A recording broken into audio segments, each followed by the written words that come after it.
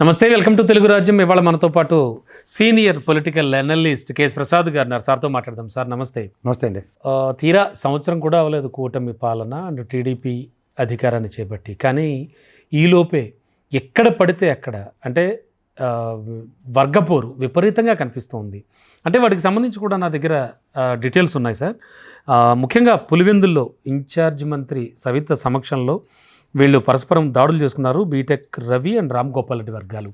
And moreover sir, మంత్రి రామ్ ప్రసాద్ రెడ్డి సమక్షంలో రాజంపేటలో జగన్మోహన్ రాజు versus సుగావాసి వర్గం.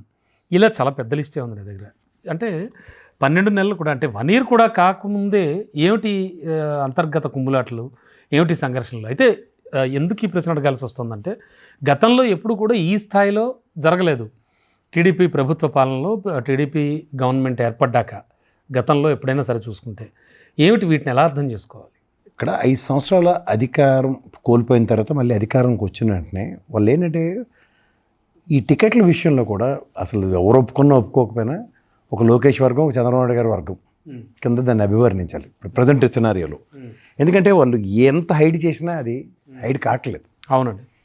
ఓ పక్క పవన్ కళ్యాణ్ గారి వర్గంతో తలకాయ నొప్పులు ఉన్నాయి ఉభయ గోదావరి జిల్లాలో. వాటిలో ఇప్పుడు ముఖ్యంగా ఈ కడపలో ఎప్పుడైతే ఈ మహానాడిని కండక్ట్ చేద్దామని వేగాలు పోయి వెళ్తున్నారు, కానీ అక్కడ స్థానబలం అన్నది చాలా ఇంపార్టెంట్. ఎప్పుడైనా నేను ఎప్పుడు చెప్తూ ఉంటాను, తెలుగుదేశం పార్టీకి 30-35% మధ్యలో ఓటు బ్యాంక్ అయితే స్థిరంగానే ఉంది, అక్కడ కాదంటలేదు. కానీ క్షేత్రస్థాయిలో క్యాడరు వాటితో ప్రొయాక్టివ్గా పనిచేయడం. ఎందుకంటే రీసెంట్ పాస్ట్లో వాళ్ళు ఎప్పుడు గెలవంది ఫస్ట్ ఎవర్ టైం ఈసారి గెలిచారు అక్కడ కొన్ని నియోజకవర్గాలు. అసలు ఇంపాసిబుల్. 30 ఏళ్ళ తర్వాత గెలిచిన నియోజకవర్గాల్లో ఇవాళ రాత్రి మనకి పట్టు వచ్చేస్తుంది, అక్కడ మనం స్థానికంగా నిలదొక్కోగలం, అక్కడ డిఫరెంట్ వైబ్రేషన్స్ చూపించగలం అన్నది ఒక అపోహ.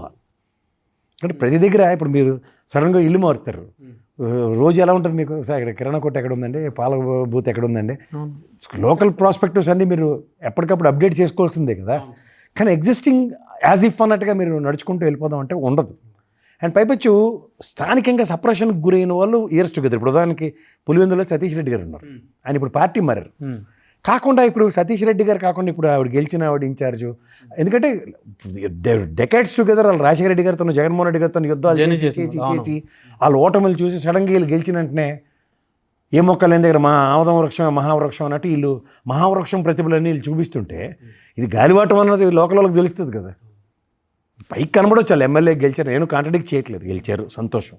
కానీ మెటమెటలు ఆడిపోతుంటే అది ఎలా ఉంటుందంటే స్థానికంగా మేము స్ట్రగుల్ అయింది మేము, ఇవాళ మీరు అధికారం రాగానే యాజ్ ఇఫ్ అన్నట్టుగా మాట్లాడితే వాళ్ళకి స్థానికంగా అందరికీ అదే ఫ్రిక్షన్. మీరు చెప్పిన రాజంపేట కానీ కడప కానీ ఇన్ఛార్జ్ మంత్రి సమక్షంలోనే ఆ విధంగా కోర్టు చేస్తున్నారంటే ఇప్పుడు దానికి ఎమ్మెల్సీ గెలిచాడు. అతను ఎలా గెలిచాడో బీటెక్ రవికి తెలియకుండా ఉండదు కదా. లోకలే కదా. 4 ఎకరాల భూమి 4 కోట్ల రూపాయలు రాత్రి ఎలా సంపాదించారో తెలుసు ఎమ్మెల్సీకి. అక్కడ వెనకాల నడిపించింది అంతా బీటెక్ రవే కదా. వివేకానంద రెడ్డిని మడతెట్టేసింది కూడా ఇల్లే కదా. ఏది ఎమ్మెల్సీ ఎలక్షన్ అప్పుడు ఆయన గెలుపుకి. సో అప్పటి నుంచే మార్గాలు సుగమం చేసుకుని ఆ స్ట్రాటజీలో ఇవాళ బీటెక్ రవిని కాదంటే అదొక ఫ్రిక్షనే కదా.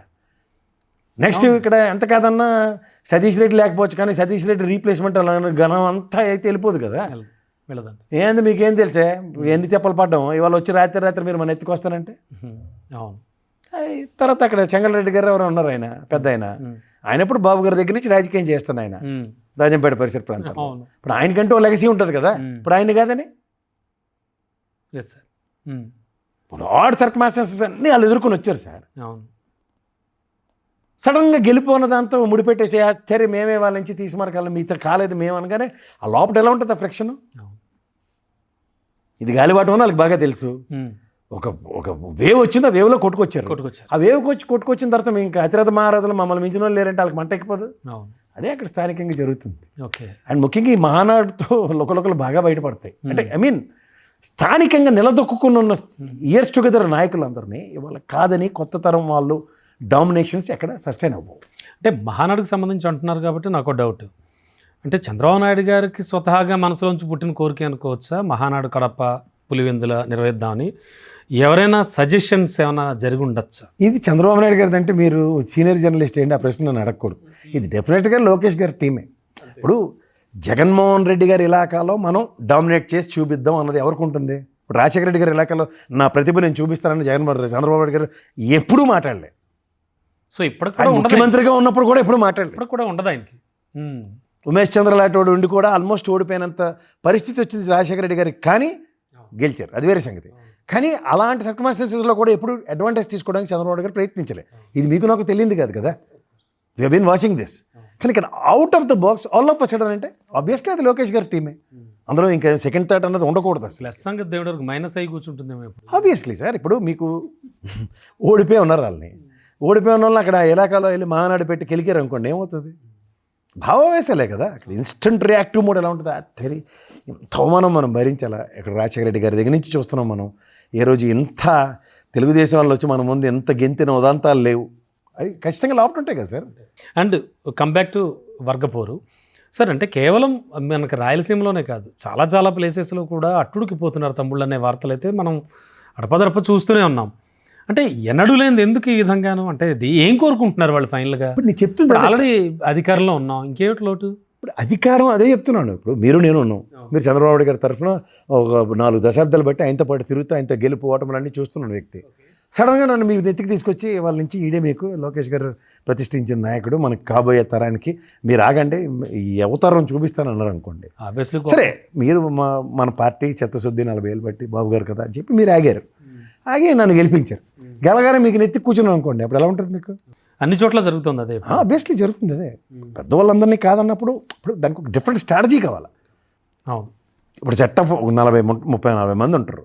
ఓవర్ పీరియడ్ ఆఫ్ టైం మీకు అందరికీ ఎమ్మెల్సీలు, మీకు వెనకతలో ఒక పొలిట్ బ్యూరోలోను వీటిలోను ప్రతి నియోజకవర్గానికి మీరే ఇన్ఛార్జ్, ఆయన ఎమ్మెల్యే. దీంట్లో ఆయన నడిపించండి. ఇలాంటివి ఏవో ప్లానింగ్ ముందు నుంచి మధ్య హెడ్ ఉన్నప్పుడు అప్పుడు కథ వేరేగా ఉంటుంది. కానీ పేక మీద ఇక్కడ కత్తి వచ్చేదాకా ఉంచి వాళ్ళని ముసలోళ్ళందరినీ పక్క తీసి ఈ యంగతరం నవతరం అని చెప్పి ఏదో కబుర్లు చెప్తే ఆడికి వస్తున్నాయి. యనమల కూడా చాలా కినుకు వహించారు ఆల్రెడీ. యనమల వదిలేండి సార్, అది అవుట్డేటెడ్ ఎక్స్పైర్డ్ ప్రోడక్ట్. అది ఎక్స్పైర్డ్ ప్రోడక్ట్, అది వాడి వాళ్ళే విషయం చిమ్ముకుని చచ్చే పరిస్థితి వచ్చింది. అది ప్రజారాజ్యం పార్టీ నుంచి అతన్ని అప్పుడే కూర్చోపెట్టుంటే ఈ పని అప్పుడు చేసి ఉంటే అసలు తెలుగుదేశం ఇంకా బ్రహ్మాండంగా ఎత్తిరిల్లు. ఓకే, ఇండైరెక్ట్గా చెప్పాలంటే అక్కడ వర్గపోర్లు అహంకారంతో వాళ్ళందరినీ శాసించే స్థాయి అతని దగ్గర నుంచే మొదలైంది. ఓకే, అంటే ఇది 1 year కూడా కాకుండా వచ్చినటువంటి ఈ అంతర్గత కుమ్ములాటల్ని వీటిని నిలువరించేటువంటి బాధ్యత పార్టీ అండ్ ఆల్రెడీ అధికారంలో ఉన్నాం, ఇన్ ఫ్యూచర్ ఎలా ముందుకెళ్తాం అనేది అయితే అధిష్టానం ఆలోచించాలి కదా. ఆలోచించాలి, చెంచీలోగా చిరిగిపోతుంది. ఎందుకంటే ఇప్పుడు మీకు ఫస్ట్ థింగ్ ఇతను గెలిచి 3 ఏళ్ళకి వచ్చిన తర్వాత నిలదొక్కుంటాడు.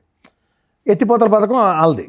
ఎత్తిపోతల పథకంలో వాళ్ళ పరిస్థితి ఎలా ఉంటుంది? ఎలక్షన్కి వచ్చేటప్పుడు మనకి టికెట్ రాదు, మన వర్గం అవుట్డేటెడ్. ఇప్పుడు ఈ కొత్త వర్గంతో మనం ఎలా సమన్వయించుకోవాలి? ఇది ఫ్రిక్షనే కదా.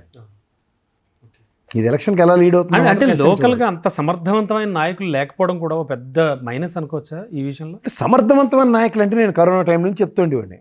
వాళ్ళు ట్రాక్ సూట్ వేసుకుని ఇంటి ముందు నుంచి సెల్ఫీ 10 మందిని వేసుకుని వెళ్ళిపోయేవారు. అలా కార్యక్రమాలన్నీ రంజింపజేసి వాళ్ళు రక్తి కట్టించేవారు, జనరంజకంగా అనుకునేవారు. ఆ కాలక్షేపానికి లోకేష్ రావడం టకాని మొట్టికలేసి కూర్చోబెట్టాడు అందరు. ఆ ట్రాక్ సూట్ సెల్ఫీ ఫోటో బ్యాచ్లు అందరినీ స్వస్తి పలికాడు ఆయన. ఇప్పుడు దీంట్లోంచి అది లీడ్ అవ్వడం చాలా ఇంపార్టెంట్. ఇప్పుడు నేను రాజకీయాల్లో రిటైర్మెంట్ ఉండదు. ఆ మోతీలాల్ ఓరగాళ్ళగా 93 ఏళ్ళు వచ్చి చచ్చిపోవాలి కరుణానిధిలో తప్ప వాళ్ళు రిటైర్ అవ్వరు కదా. ఆ రిటైర్ అవ్వనవాడు బడభాగిని పార్టీ ఎలా సస్టైన్ చేస్తుంది అన్నది చాలా ఇంపార్టెంట్, చాలా కీలకం. అవును, ఎందుకంటే వాళ్ళకి పదవులు, అధికారం అంటే పదవే. పార్టీ అధికారంలో ఉండి లోపలికి రానివ్వకుండా నేను మాట్లాడినవ్వకుండా పక్కెళ్ళి ఆడుకున్నారు అనుకోండి, అల్టిమేట్ అదే కదా సార్. అది మంటెక్కిపోయే విషయమే కదా. ఆ ఫ్రిక్షన్ ఎలా అడ్రస్ చేస్తారంటే ఛాలెంజ్ అయిపోయింది ఇప్పుడు. ఇది ఇంకా రోజు రోజుకి పెరుగుతుంది, దినదినాభివృద్ధి చెందుతుంది తప్ప ఆగట్లేదు. ఇదంటే ఎలా పరిణమించే అవకాశం ఉంటుంది సార్? జనరల్గా తీవ్రత ఉంటుంది. ఎందుకంటే నేను చెప్పాను కదా, నిలదొక్కున్న తర్వాత ఇప్పుడు 3 ఏళ్ళ టర్మ్ ఉంటుంది. ఇప్పుడు ఇవన్నీ నాకు నెక్స్ట్ మినిస్ట్రీ షఫలింగ్తోనే సగం బయటకు వస్తాయి, అంతే, ఒకటి బయటకు వస్తాయి. తర్వాత ఎమ్మెల్సీ ఫిల్లింగ్ లోటి. ఇప్పుడు ఆ మోషరాజు సత్యన ఒప్పుకోడు దేనికి, ఆయన ఒప్పుకొని రెసిగ్నేషన్స్ తర్వాత ఇప్పుడు ఫిల్ చేసే కాన్సెప్ట్ ఉంటుంది చూడండి. అంటే ఇవన్నీ కార్పొరేషన్ పదవుల్లో కూడా చాలా చాలా జరిగాయి కదండి అసలు. అంటే మీన్స్ ఎదురు చూసిన వాళ్ళకైతే రాలేదు, అది రాదు అంతే. సో ఇవన్నీ అయితే చక్కదిద్దాల్సిన బాధ్యత బాబు గారి మీద ఉంది. ఉండదు, ఆయనే ఇప్పుడు మానాళ్ళు ఆయనే కూర్చోమంటే లేనిపోని బాధ.